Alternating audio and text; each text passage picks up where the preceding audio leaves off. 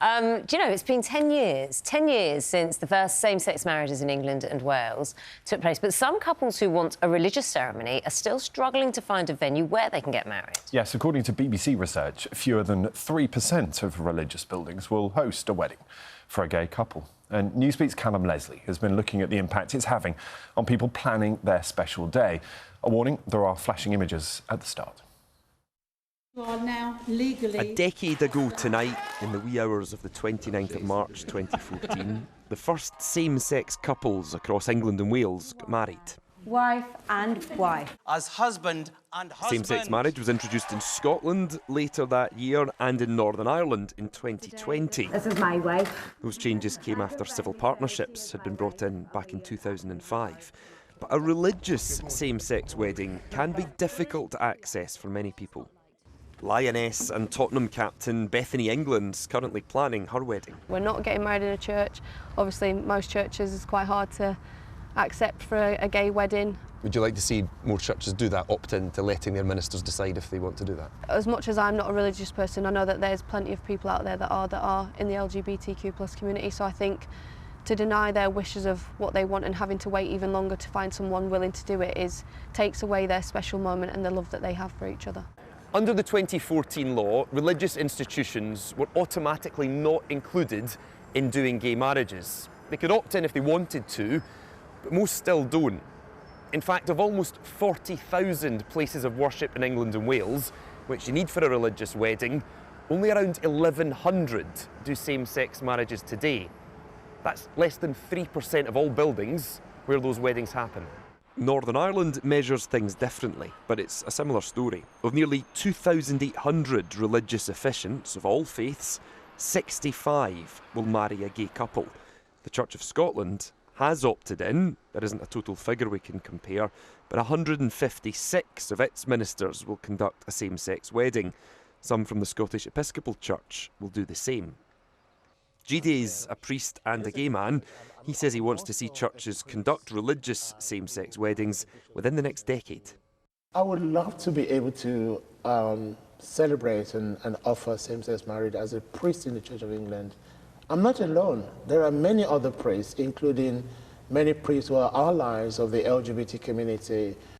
The Church of England allows priests, if they want to conduct blessings for same-sex couples, a move this bishop says splits opinion in the church. When same-sex marriages first came along 10 years ago, the legislation that enabled that specifically said that the Church of England cannot do gay marriage.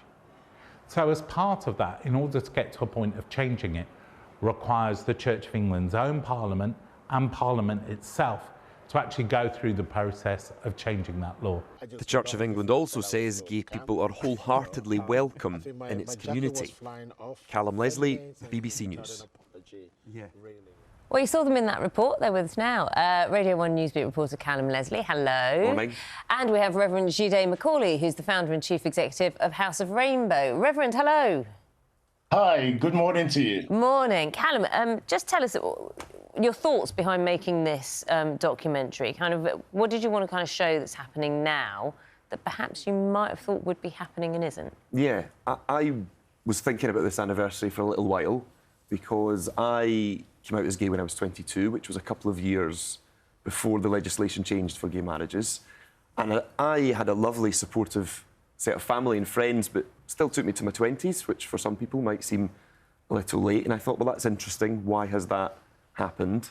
And I wanted to know if 10 years on from a big thing like gay marriage, it sends a big signal, things are the same or perhaps a bit different. And what we found, went back to my old school and spoke to my old friends and found that there has been a change definitely in how much these conversations happen compared to when I was sort of 21, 22. When you went back to your old school, are you seeing openly gay, bisexual, any sexuality in the playground? Yeah, it was really interesting. So a stark contrast to what you were seeing. Yeah, I mean, it's really interesting that I had, again, a nice time at school, but we didn't have access to these conversations. I don't think any of us thought about them, let alone spoke about them.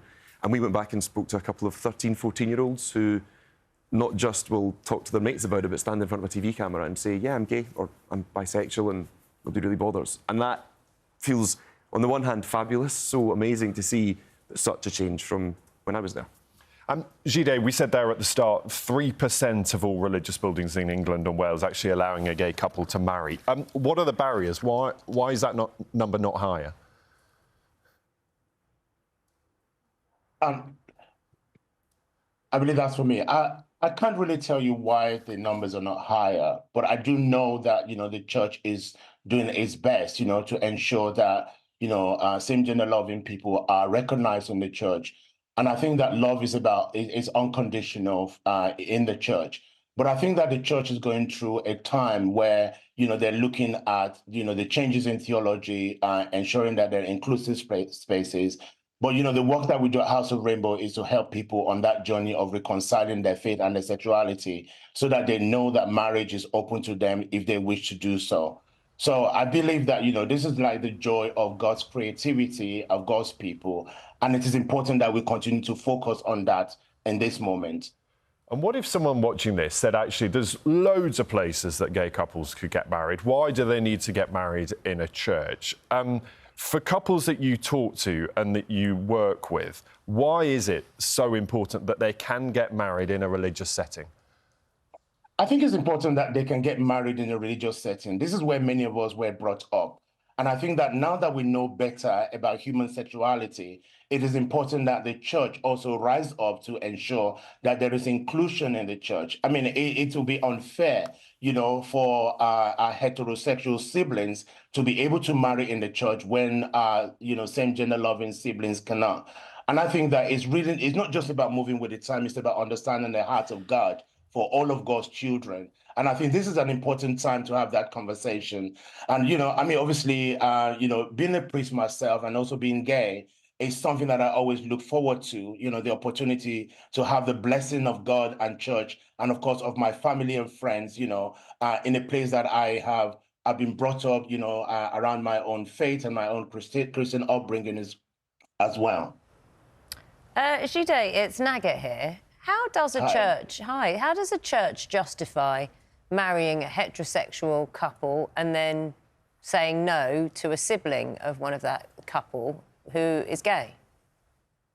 Well, I mean, I don't know how the church can justify that. I mean, what is more painful is that in the 2014 Same-Sex Couples Act in England, the church was exempted, from performing these marriages in the church.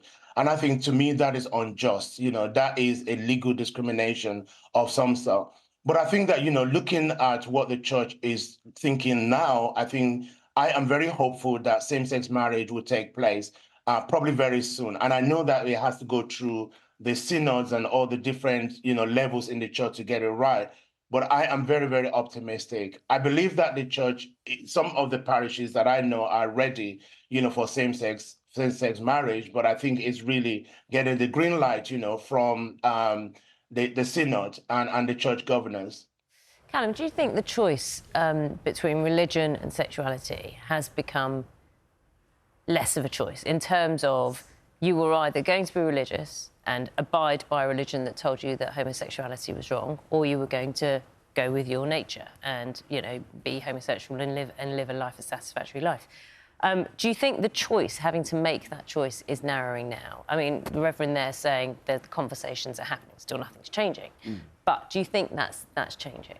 I think based on the people we spoke to for this documentary, yes. I mean, I'm not somebody that has a particularly strong faith or any faith. Because there is that thing, isn't it? If your faith doesn't believe in what you are, then why on earth are you kind of attached to your faith still? Yeah, I think so. I mean, we spoke to one couple in Northern Ireland where there's a very similar picture. The stats are a little different in how they record it, but the access is pretty much the same. The major churches don't do same-sex religious weddings. And they talked about going to a church for a pride service and finding a church that spoke to them. There's a pride flag in the corner of the church, you see it in the documentary, and finding sort of their faith and their sexuality coming together in that place, and it gave them a real sense of belonging. So I don't think that was very common, certainly 15, 20, 25 years ago. I think they're an example of where that is happening more.